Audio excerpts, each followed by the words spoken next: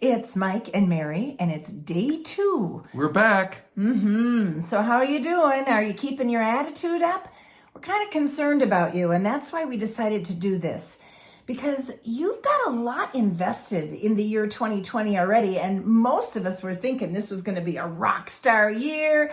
All our listings are selling, and then all of a sudden, surprise, we are not in control anymore, and people are telling us not to go to the grocery store. So our number one goal is that you continue working, that you don't lose that momentum you've worked so hard to get. Yeah, that's the opposite of inertia. You know, that's where the phrase couch potato came from. Yes, I know it's tempting to kind of sit on the couch and wallow in it, but you know what, gang? It's time to take some action and keep movement going. So, our subject today is conversations. Yeah, how do you have those? We got a virus thing going on. Everyone I'm talking to is negative, Michael. Well, that might be true, but you don't have to buy into it. You certainly don't have to feed it.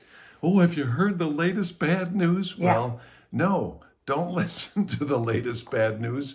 It's just there. It's a fact. But there are people out there, like who should be at the top of your list of people you want to talk to?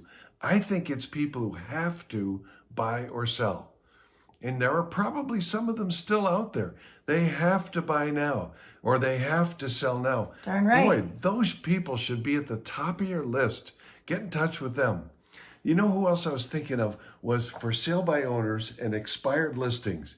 What if you had called them or talked to them and asked, what has the new reality done to your thinking, your plans? How have things changed for you? You might learn a thing or two. That's right. And I'll bet another category. I don't mean to. No, rock them out. Yeah.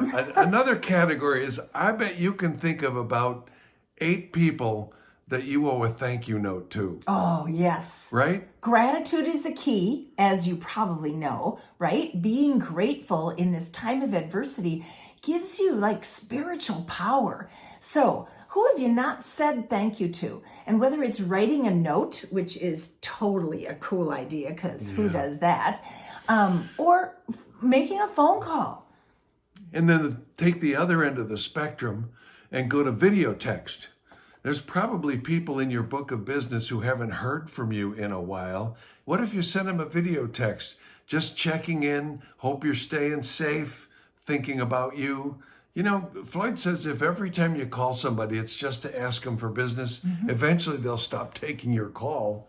So why not just reach out to people to reach out and say, I'm here if you need something. I could run an errand for you. You know, be kind. Hey, they're all at home. Give it a shot. Who have you not kept in touch with? Sit down and think about that. Look in your book of business. Look at that, I don't know, that stack of old leads, the inquiries that you haven't followed up with. Or maybe you followed up with just once and not the 15 times it sometimes takes before somebody actually responds to you. Because they're being incubated, right? So this is a great time to set up your systems and follow them up. Follow up, follow up, follow up. Sure. How about all the co-brokes you've done a deal with? Maybe they deserve a thank you note too. How about some of the people in your company who you think might be struggling a bit and need a bit of encouragement or reassurance or support?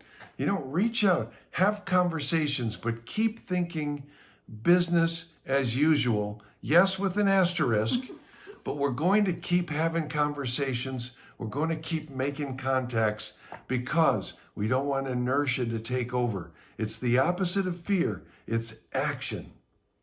So what if you set a goal this week to have 18 conversations? That's what our R-squared coaching students do.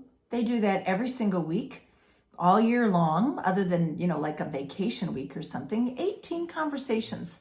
I bet there's 18 people you could find and talk to before next week, isn't there? And you never know. There might be somebody out there who has to sell or has to buy, and you bump into them.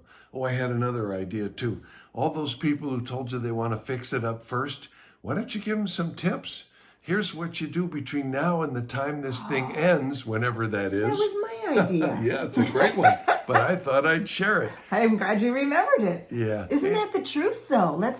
We don't have to get the listing tomorrow afternoon, although we can. Technology will allow us to do that. If they're ready, we can put it on. In fact, we could take a now buyer and put little blue gloves on their fingers and little blue booties on their feet and walk them through a property. We really could do that. And if you're going to do open house, gloves and booties at the front door, and little sign, don't touch anything. You got to decide how you feel about this social distancing. But social distancing does not mean no conversations. So get on that right away, okay? Will you do some today? Yeah, day 2, and there's more to come. Thanks for watching. Talk to you tomorrow.